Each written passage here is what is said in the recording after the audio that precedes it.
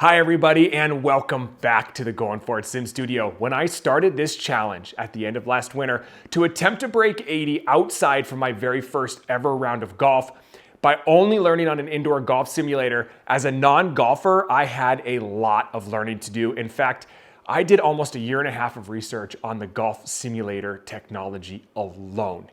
There's a lot. It's one of those topics where you're like, hey, I want to look into golf simulators. It can't be that difficult, and your brain explodes. There are so many steps, there are so many questions, there are so many variables. Where the heck do you start? There's an easy answer to that, and that's why today we're gonna talk about Carl's Place. We're gonna do a little bit of long-term review. We're gonna talk about who should go to Carl's Place, and then we're gonna talk about why you should go to Carl's Place. Let's jump straight into that and have ourselves a little bit of fun. Let's go. All right, so let's talk about Carl's Place. Now, just to get it out of the way, yes, I do work with Carl's Place as a partner, but that doesn't necessarily mean that I have to write a glowing long-term review. I don't have anything that says that I have to do that. This is my true thoughts on the products that I have absolutely put through the ringer over the last 10 and a half months and my experiences working with Carl's Place specifically. Now, you also might say, hey, Jeremy, why do you work with Carl's Place? You're also sponsored by About Golf. That's absolutely right. I'm in a unique situation that due to the space that I have, the About Golf full setup didn't quite fit. And so it allowed me to utilize their trainer, which is the same launch monitor technology.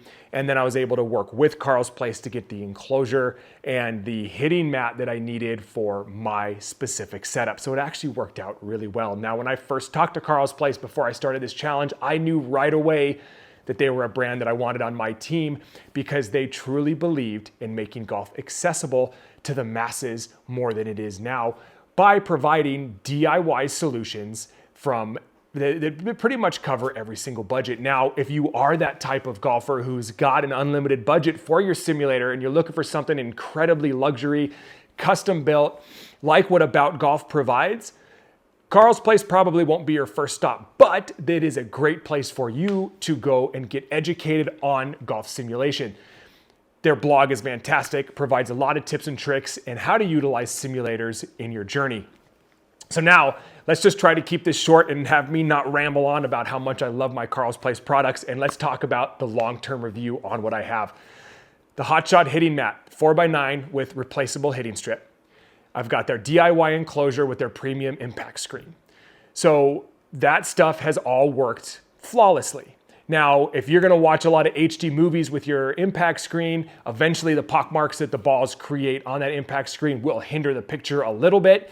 If you're just a huge movie buff, I would probably say you should have two different screens anyway, because a golf impact screen is not gonna have the texture on the screen that's gonna give you that 4K resolution that you're looking for as a movie buff. Specifically for golf, it has been nothing but what I have wanted.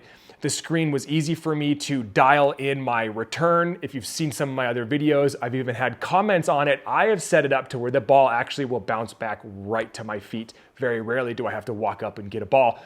And that is because I took the time to organize how my bungees are set up around the entire screen so that it gave me a tight screen so the picture looked good, but it also allowed that bounce back to be not so fast that it was gonna hurt myself or something behind me, and not so loose that it ruined the picture and then allowed the ball to drop down. It just takes a little bit of practice. I did do a video on it.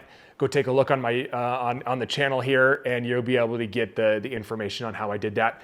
As far as the balls go that I hit into the impact screen, I'm careful, you guys. Like as soon as the balls start to get rough, I toss them. I don't let any balls get hit into the impact screen that have been outside or marked with a marker. I don't use any sort of spray on my clubs to see where the impact is. I'm careful. I want the screen to last. I don't let the kids touch the screen because when this screen gets smudged, it's hard to clean. I do keep it clean with a damp cloth every once in a while just to keep the dust off of it. But I think with the higher ball speeds this thing has seen, upwards up to 170 miles an hour from buddies that come over and all my crazy errant beginner shots, it has kind of marked up a little bit, way beyond my expectations. I thought I'd have to replace this every 6 months. I think I can absolutely get 2 years out of one of these before I feel like it's time to replace it, just because of looking at the golf simulators the software and just being able to see the marks enough that it's time to go. We've watched the Super Bowl, we've watched college football playoffs and championships, and the marks on there were there, but after you watch for a few minutes, it goes away. The mat has been flawless. Yes, you can see where I stand. It's starting to wear out a little bit, but it's not a big deal to me. I don't think it affects the performance of the mat. I have had to replace the hitting strip once already. I got about 8 months out of it before it really started to just deteriorate. We're constantly hitting the mat. It just wore kind of a U shape on both sides. It did turn it around to get more life. I also stopped halfway through using that to get a divot strip from Carl's, just because my tendonitis was so bad. That allowed me to hit the ball and have it a little easier on my joints while I learned. Now that my swing is finally mechanically sound enough, I am back to the standard hitting strip, which I have a brand new one here installed.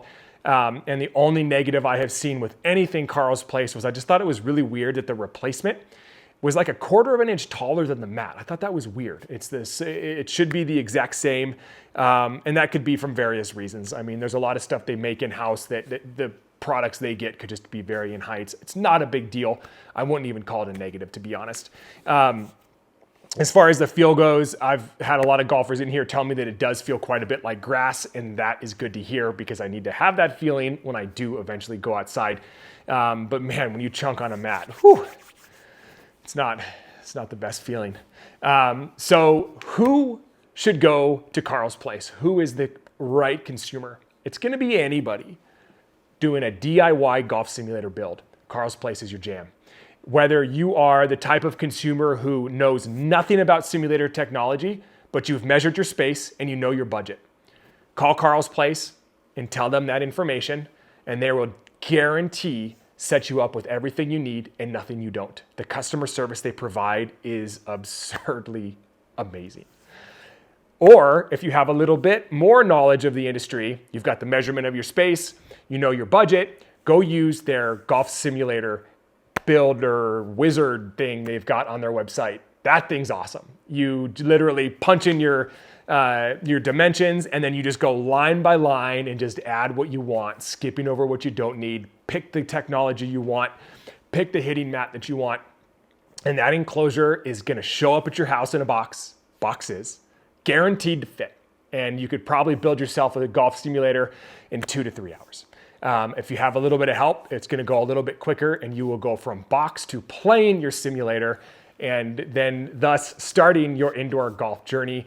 And welcome, because boy, can I tell you, it's a fun one. If you are already a simulator owner and you just need bits and pieces, Carl's Place has all of that. You can get just as far as just some bungees, or maybe you're ready to upgrade your hitting mat, or you want to upgrade a screen that's a custom size. If you want to change the technology that you have, they're going to have all that for you. So you don't have to necessarily get a full enclosure. You can get absolutely whatever little bits and pieces that you need. Now, a lot of this stuff is made by Carl's in-house. So keep in mind that there may be some inventory issues. So plan ahead. Don't try to get something right away. Sometimes you have to wait a week. But that to me just shows their commitment to quality. They're not going to just smash out a bunch of inventory and provide products that aren't going to satisfy the customer. Any questions you have about building your simulator, there's a couple options here. I would love to talk to you. If you want to shoot me a comment and you want to learn from me and ask me specific questions, I will give you my email address and we can set up a time to talk. If you're ready to start moving forward and you want to speak directly to Carl's, I highly recommend giving them a call. They're amazing to talk to. They'll absolutely make you feel like family, which I know just sounds cliche to say, but it is the truth. They really want everybody to be happy with what they use, and their satisfaction they provide is pretty dang awesome. Please like, follow, and subscribe. I'm going to continue to take all of my Carl's Place products and put them through the ringer until they fail. And at this point, I think it's going to be a long, long time. Go to carlofett.com, get everything you need to begin your simulator journey and start reaching those scores that you've always wanted to chase, or just get into the game and have a blast with your family and friends hitting balls in your brand new golf simulator. We'll see you next time.